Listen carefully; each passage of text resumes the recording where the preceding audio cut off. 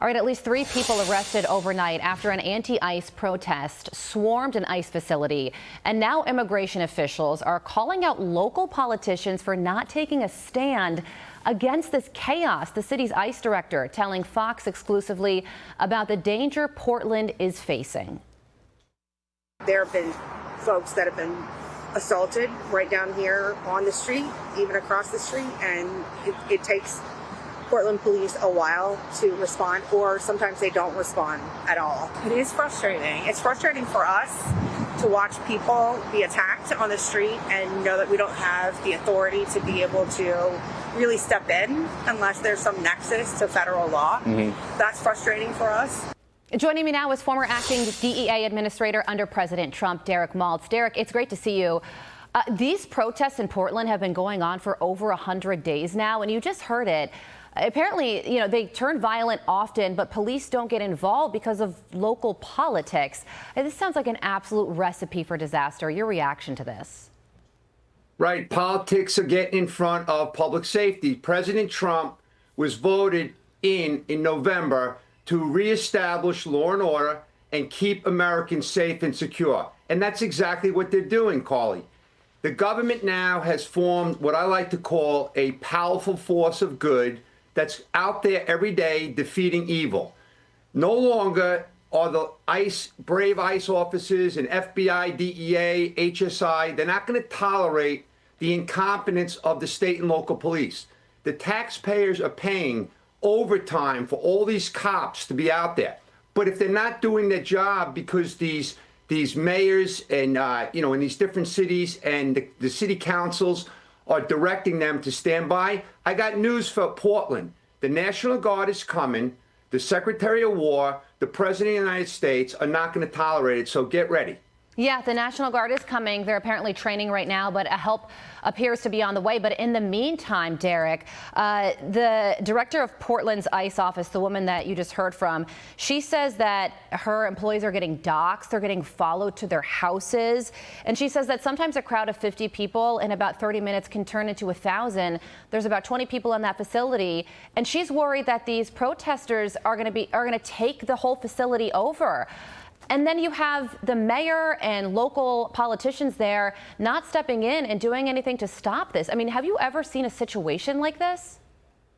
Well, look, just like 2 weeks ago, we had the lunatic shooting a very, very, dangerous weapon at our ICE officials, killing a couple people. So it's getting very explosive. This is a national security situation. As you know, Carly, President Trump has basically declared the Antifa protesters a domestic terrorist. So what I'm looking forward to is now all these people that are helping to fund these operations, that are trying to agitate, our law enforcement and go after our law enforcement, they're going to be held accountable because they're going to follow the money and they're going to identify the people that are providing material support to these terrorist organizations trying to destroy our country. Yeah, absolutely. I mean, ICE officers are just doing their job, trying to make the city safer, and they're facing in Portland 100 days of protests, and it's getting violent out there with no help from local leaders to try and mitigate it. I also want to ask you about this. The Trump administration informed Congress this week that the U.S. is engaged in and here's the wording here, a non-international armed conflict with drug cartels. What does that mean? Well, basically what it means is that this president is not going to tolerate the death and destruction of our citizens. And look at the families. You can see behind me all the kids that have died. I work with the families. So the cartels are right now a little concerned because this president is put his words into action. As we've seen 3 boats hit with kinetic strikes, which I'm very, very happy about because I want to see the cartels decimated. So is this president.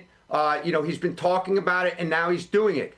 These cartels have killed more Americans than any terrorist organization in the history of the country. They're scrambling now. But Carly, here's the thing. They're trying to make up for the lost revenue because the border's shut down. This president shut the border down. Okay. Yeah. And so what they're doing now is they're taking advantage of the world's addiction to cocaine. So mass amounts of cocaine are being pushed not only to the U.S., but around the world. So the president is being very aggressive because they're killing our citizens. I mean, it's that simple. The babies are dying in this country, so we have to stand up strong. And I really appreciate what the government is doing now to live up to what the taxpayers voted them in for. Well, Derek, you mentioned the border shut down and how cartels are reacting to it. Listen to what one cartel member recently said. Watch this. Do you think what President Trump has been doing has been making your job tougher? Oh, yeah. Yeah. Yes? Yes. But it's becoming more difficult, you think? Yeah. Yeah, it's obviously more difficult to make money when the border is shut down. Final thoughts to you. Well, look, when I was in the DEA running the agency, we had intelligence that they were afraid to send the fentanyl into the U.S. They were holding it in Mexico because they knew that this president and this administration was going to deal with it very aggressively. So I applaud their efforts, and I wish them the best. And pray for them because it's very dangerous out there in the front lines. It certainly is. We're seeing it in cities across the country, and it's a very unfortunate thing. Former acting DEA administrator under President Trump, Derek Maltz, we thank you for joining us. Thank you, Carly. Want even more Fox News on YouTube? Become a Fox News Patriot today. Click join to find out how.